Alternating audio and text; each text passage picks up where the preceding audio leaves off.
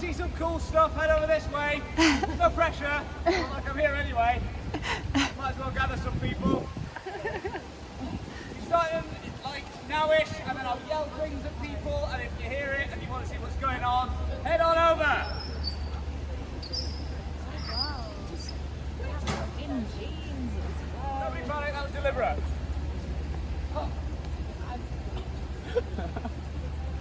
Okay, well, for those of you who are already gathered, my name is David.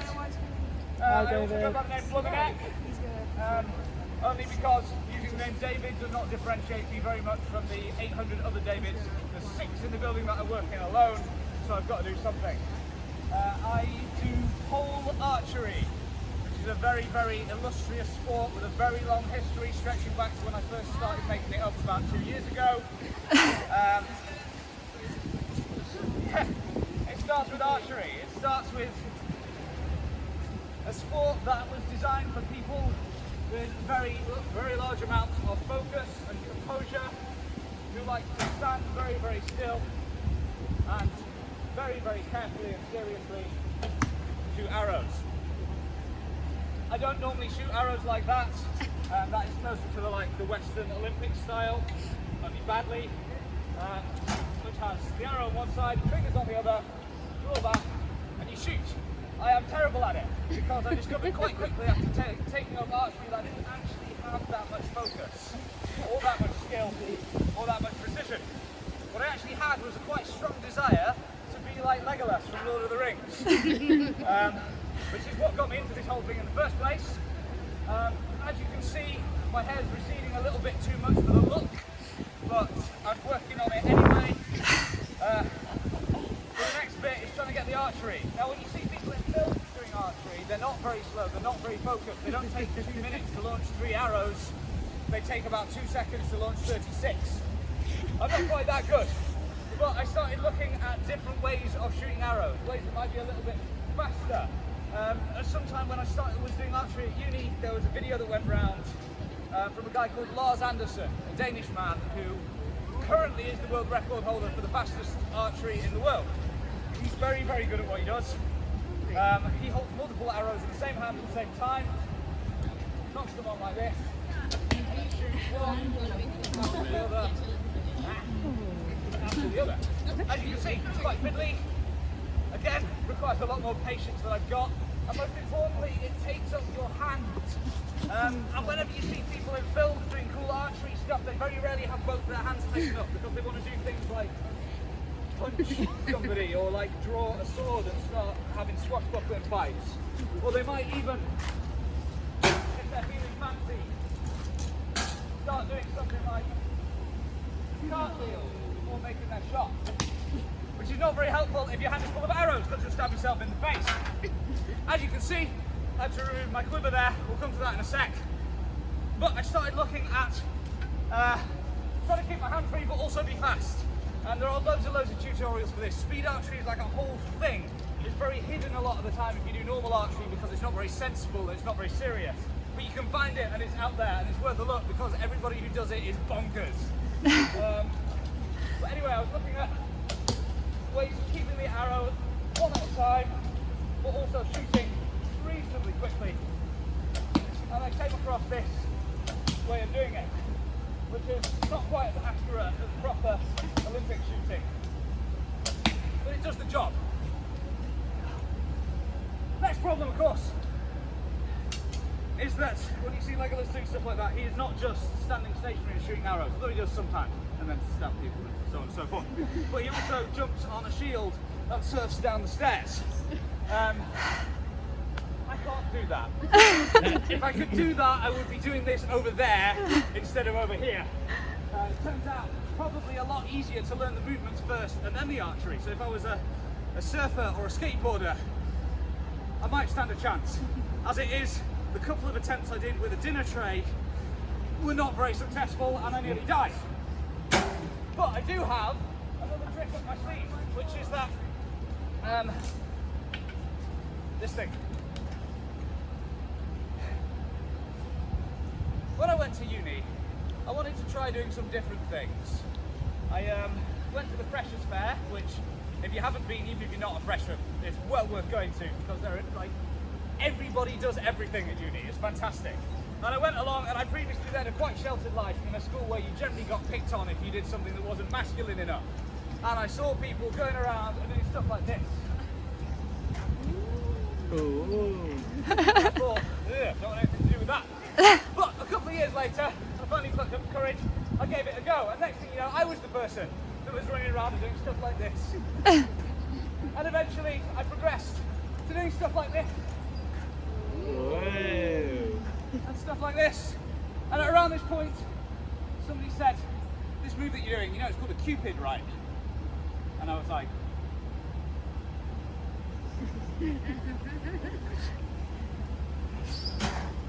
a few years later, when I was older and significantly less wise, I had access to this, my own very own pole, and my very own garden space to do it in.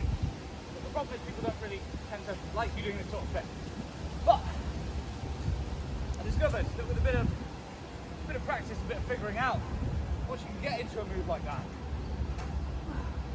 you can keep your hands free, and you can shoot an arrow from it. Woo!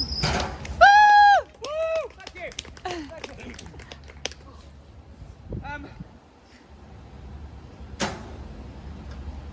That was all well and good, but at the time, there's lots of different ways of doing pole. If you're not familiar with pole, it obviously stems from pole dancing and stress boats. Like, we're not trying to hide that, that is what it is. But there's a load of different branches to it, and people move in different ways. It's like doing contemporary dance or ballet or something. You can bring your own flavour to it. And the flavour that at the time I was bringing to it was, I've got slightly broader shoulders than hips, and I'm going to try and do the very strengthy moves. So I was running around and I was doing stuff like this. Wow. Woo!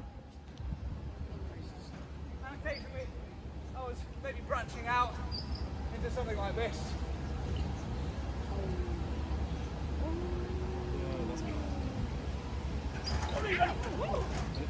Something like that. Which, don't get me wrong, they're very cool, and I still love doing moves like that. If you give me the choice, if you give me a pole, I will be running around and I'll be trying to flip over the thing or do stuff like that. What they don't do is leave your hands free to do weird stuff. So, I've had to relearn some stuff. I had to take moves like that, and then I had to start focusing on things like this, or things like this. Stuff that you often learn quite early on in your pole career, because taking your hands off is usually easier than doing things with just your hands. Things like this. And I started putting them together, I started messing around. I posted my first pole archery video online on YouTube. Got about 36 views in about 6 months. Pretty good. So I decided to expand a little bit from there and start doing some more tricks. And credit where it's due, there's a guy called Dmitry Politov who is absolutely bonkers. He's like a free runner and a parkourist who also does poles, flips everywhere. Almost like a half of every trick that I ever do is kind of like something I saw him do once. And I did a little workshop that he was running, and he was teaching us how to do flips onto the pole. Now, you saw me do a flip before. I am not a gymnast. If you take this thing away from me, if you take away my training wheels or my Zimmer frame or whatever you want to call it, I can maybe do a cartwheel if I'm lucky. But with a bit of practice and a lot of taking away your fear, and then a lot of bringing it back and being scared again, you can learn to do a flip. Halfway up. I don't know why I always do this with my feet whenever I land. I think it's like, I'm alive! The floor is scarily close to that move. Remember that, because I'm going to revisit it in a little bit. So once I had all these moves together, I wanted to start messing about with my bow and get more than just that Cupid into something I can shoot arrows from. So the first thing I did, I got up here, I went, and my arrows. This one is a really misbehaving arrow. What it was meant to demonstrate is arrows fall out of your quiver when you go upside down. This one didn't. So I'm going to try that again and see if it will behave itself. Fine. Arrows actually stay in your quiver wherever you're upside down. If you get that one right, they never fall out. You can go to target. Anyway, I needed to start playing about with different sorts of quivers. And I still do. There's no real lesson to this one. There's different types of quivers. I only ever use ones on my back, which annoys a lot of traditional archers. Because they think you should never use back quivers. They're wrong, they're great, everyone should use them. Not for any particular historical reason, just because they're cool. But I'm going to switch it from Ghostbusters, it doesn't feel very seasonal. I can't actually hear it. Turn it up. I thought the swing is great. Yeah, we'll do this one. Right. I'm just going to do some pole archery. The reason I do this is not to tell you how cool I am, although obviously you're welcome to think that, and I appreciate it very much if you do. It's more to show you that I am weird, and I have found my weirdness in a way that I can do stuff. And now I post videos online and people actually like watching them until they get about 2/3 of the way through and then they start posting hate comments. But people enjoy this stuff now, and if you have something that you enjoy and you feel weird about it, don't worry about that. Push it. Find the weirdness. Find the little niches. Find the thing that nobody else is doing that you think is cool and just give it a go. But eventually you might make something of it, and hopefully I will one day too. Without further ado.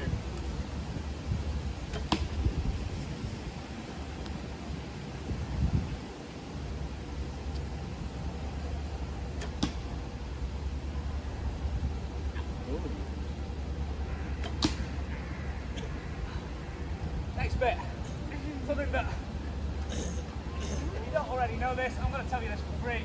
Shooting arrows upside down is hard. Probably shouldn't do it. It's got a tendency to fall all over the place. And it's a lot scarier. There we go.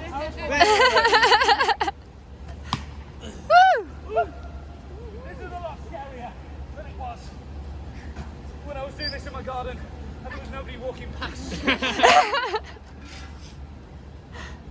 Normally I'm just worried about killing myself. Now I promised that I would end with a flip. And I'm going to. I promise. I just have to work up to it. When have you ever done gymnastics or even pole? One of the big rules that they often tell you is to not do it with a sharp thing in your hand. Or a thing in your other hand that's long and got hooks on it. What have we got? Three? Three's enough for attempts. Let's go. Can I have some kind of roll or something? That'll do. 3, 2, 1. Woo! Thank you. I thought it was a good job. 3, 2, 1.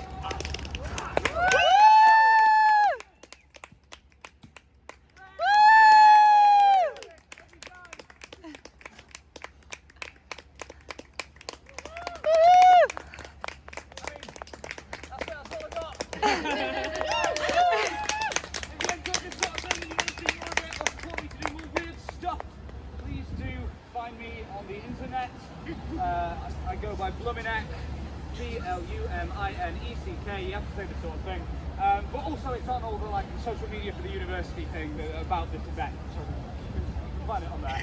I'm not going to flag that too much. If you want to stay around and chat while I retrieve arrows, I will promise not to shoot you. If you want to go and have your lunch or go to your lectures or whatever it is you've got to do right now, I will only be slightly offended. Thanks a lot. I've been David.